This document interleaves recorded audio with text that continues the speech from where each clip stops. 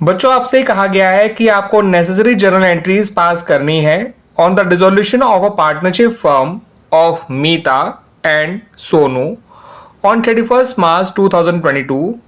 और आपको ये भी बताया गया है कि जो भी वेरियस एसेट्स थी अदर देन कैश और जो थर्ड पार्टी लायबिलिटीज थी उनको पहले ही रियलाइजेशन अकाउंट में डालकर ट्रांसफर करके क्लोज कर दिया गया है। ठीक है बच्चों, आपको उससे आगे का काम करना है। ठीक है बच्चों, तो आपको जो पहले पॉइंट में बताया हुआ है वो ये कि creditors of rupees 90,000 took over land and building of rupees 2 lakh in full settlement of their claim.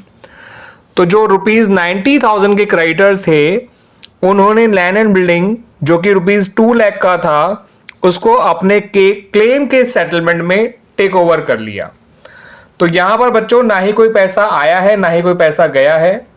जितना क्या कहते हैं क्रेडिटर्स ने जो कि थे तो 90,000 के, उन्होंने लैंड एंड बिल्डिंग जो कि था तो 2 लाख का उसको टेक ओवर कर लिया अपने क्लेम के सेटलमेंट में। तो ना ही उन्होंने कोई पैसा दिया ना ही कोई पैसा लिया बाकी अपना।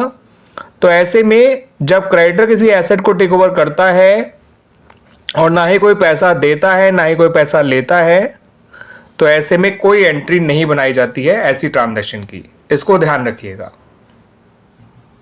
पॉइंट नंबर 2 में कहा गया है कि जो सोनू है उसने डेटर्स जो कि रुपीज 50,000 के थे उसे रुपीज 40,000 में टेक ओवर कर लिया।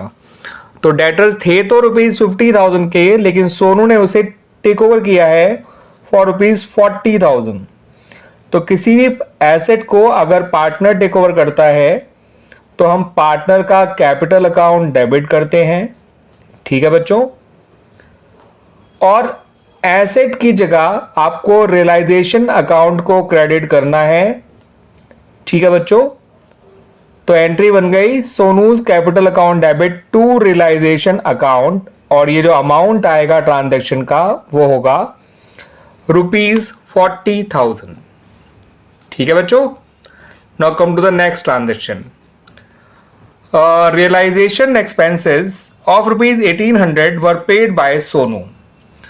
तो रियलाइजेशन एक्सपेंसेस पे तो सोनू ने किए हैं, लेकिन इन एक्सपेंसेस को बेयर कौन कर रहा था ये नहीं बता रखा इन द क्वेश्चन। तो इन एक्सपेंसेस को मानेंगे हम कि फर्म बेयर कर रही थी, और जब भी रियलाइजेशन एक्सपेंसेस को फर्म बेयर करती है तो आपको रियलाइजेशन अकाउंट को डेबिट तो करना ही है। लेकिन क्योंकि पे फर्म ने नहीं करा सोनू ने करा है तो आपको बैंक की जगह सोनू के कैपिटल अकाउंट को क्रेडिट करना है। तो this is the entry for expenses born by firm but paid by partner. अगले पॉइंट के बारे में बात कर लेते हैं बच्चों। एक मशीन जिसको हमने पहले रिकॉर्ड नहीं कर रखा था इन द बुक्स, यानी वो एक अनरिकॉर्डेड एसेट थी, उसको मीता ने ले लिया, टेक ओवर कर लिया एट रुपीज 11,000, जबकि उसकी मार्केट वैल्यू जो है वो रुपीज 15,000 है, बट स्टिल उसको मीता ने 11,000 का टेक ओवर किया है।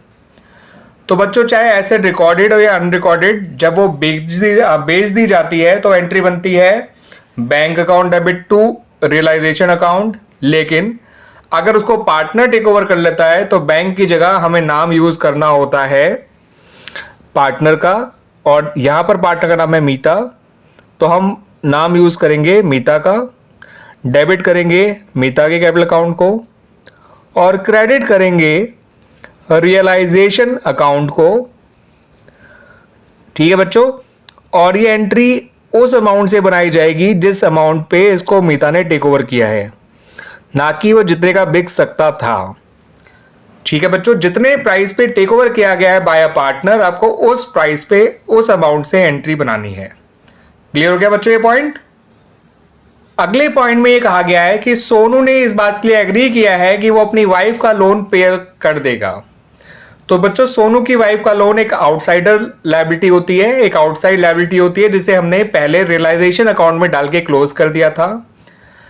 तो आउटसाइड लायबिलिटी अगर फर्म खुद पे करती है तो एंट्री बनती है realisation account debit to cash या बैंक अकाउंट। लेकिन वही रियलाइजेशन वो लायबिलिटी अगर फर्म की जगह कोई पार्टनर पे करता है, पार्टनर टेक ओवर कर लेता है, तो आपको रियलाइजेशन अकाउंट को डेबिट तो करना ही करना है। ठीक है बच्चों, चाहे फर्म खुद पे करे चाहे किसी पार्टनर से पे करवाए, रियलाइजेशन अकाउंट डेबिट तो होगा ही होगा, बिकॉज ये रिस्पॉन्सिबिलिटी तो पार्टनर की ही है। ठीक है बच्चों, लेकिन कैश की जगह आपको सोनू को क्रेडिट करना है, सोनू के कैपिटल अकाउंट को क्रेडिट करना है, और ये ट्रांजैक्शन बनाई जाएगी, ये जर्नल एंट्री बनाई जाएगी with ₹20,000। Now come to the next transaction बच्चों। Profit on dissolution amounted to ₹50,000। Dissolution के प्रॉफिट को, जो कि ₹50,000 है, आपको डिस्ट्रीब्यूट करना है अमंग द पार्टनर्स। अब प्रॉफिट जब बांटेंगे तो पार्टनर्स की कैपिटल क्रेडिट हो जाएंगी और रियलाइजेशन अकाउंट डेबिट हो जाएगा। रियलाइजेशन प्रॉफिट से पार्टनर्स की कैपिटल इंक्रीज होंगी, और जब पार्टनर्स की कैपिटल इंक्रीज होती है तो उन्हें क्रेडिट किया जाता है और रियलाइजेशन अकाउंट को डेबिट कर देंगे। मगर यहां पर पार्टनर्स का पुराना रेशियो नहीं दे रखा है, इस बात का ध्यान रखिएगा।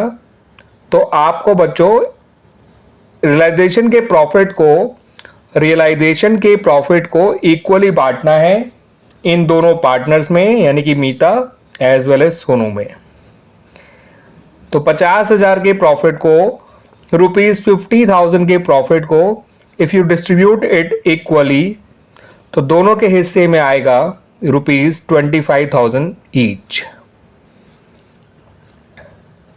ठीक है बच्चों, अब इनका ओल्ड प्रॉफिट शेयरिंग रेशियो दे नहीं रखा था, तो हमने उसे इक्वल कंसिडर कर लिया। इस बात को ध्यान रखिएगा बच्चों।